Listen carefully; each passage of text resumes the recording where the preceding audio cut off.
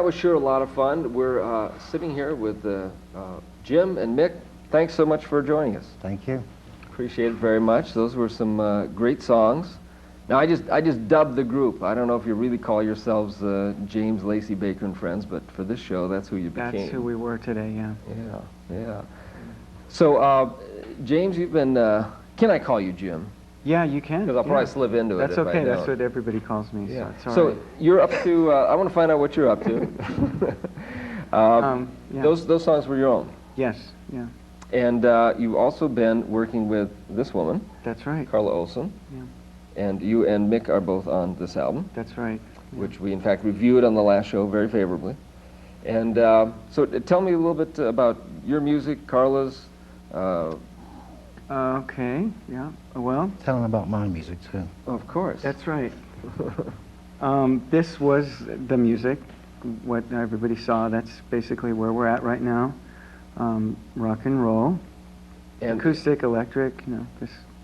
we've got the crew already asking if you've got a CD out. That's in the works. We're actually doing pre-production right now for a CD. Uh-huh.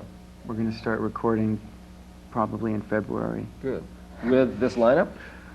Quite possibly this lineup, yeah. Really? You're going to ask me to play on it? That's right. I am. He asked you just now, I think. Yeah. That's right. On the air. Yeah, this was it. So I guess I do? I guess I passed the You say audition. I do? I do? I do. Okay. I'll say he passed the audition. He played slide guitar for two people. Jim made a liar out of me. I said we're going to hear two great slide guitar players, and then Well, we he went does ahead play. and played He acoustic. does play good slide. Well, he does, and I know that from recordings I've heard, but on the show he didn't. But that was fine. Like I say, Mick makes up for it. He can play right. for two people. Yeah. So how did you guys get involved? I mean, do you actually like this guy's music, Mick, or is he just persistent? He's very persistent. Very persistent. But I do like his music, yeah. Me and Jim have been friends for nearly 3 years. Mm-hmm. That's right. And we did some work at a studio in Los Angeles. Did you meet About 3 before years the ago. Carla Olson project? Or Before this project, yes. Uh-huh. Yes. In New York. yeah, there's Oh, yes, we actually met. So the first time we met was outside of a records shop called Hideout Records You wanted to sign one of my in the records, I village, think. yeah. That's right. I think you No, had to I- twist his arm. yeah. That's the way it happened. Yeah. But yeah, I heard that story. But I think a funny part of it is later on in Los Angeles, you told me that you gave Carla Olson a tape of your music, Right, and yeah. she gave it to Mick without telling him who it was, and he kept, badgering her, saying, "Well, who is this?" And finally said, "Is it me?" So now, is that a true story, or was he Buffalo? It's true. It's true that she did. Yeah, Carla did play me a tape. Mm-hmm. But I was very impressed. Very impressed. I guess so. If you thought it might have been you. I said, I've got to meet this young man. Yeah. So, so you gentlemen are working together on this project. Yeah, I hope to be involved in Jim's album. You know, when he starts to make it. And then, of course, this is not a signed deal. This is the way the business works these days. It seems is the record companies want a fully developed tape. It seems like raw demo tapes don't get you a deal anymore. Well, so I think sometimes they can, but yeah, I think you're probably right. You know, they want the whole package, the image, everything. Now, are there other things that you're involved in now, Mick?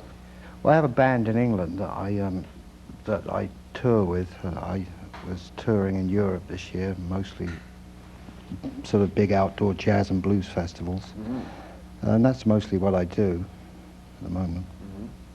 Because we don't get a lot of. I've got a news new about- I've got a new CD coming out in Oh, you do? In Spain. Really? Yeah. Right. Now, I understand that you had a solo album out in '79 and then one in '90, right? Yeah, it's the one that actually was released in 1990, which is a live album called Stranger in This Town. That's been, for some reason, it's being re-released in Spain. Well, You must want it there. Mm. So I think you should vacation there. You'll be a big star. Yeah, well, I did do a few gigs there this Yeah. year, so maybe that's something to do with it. But Now, I had mentioned your tours with a couple of really good bands in England, John Mayall's Blues Breakers and the Rolling Stones. I think a lot of people are curious maybe how that transition came about. You know, how did you actually go from I mean, is it a dumb question to say, From- to ask whether you even from being a considered blues- not joining Oh, the no. Rolling Stones? Because Yes, it is a dumb question.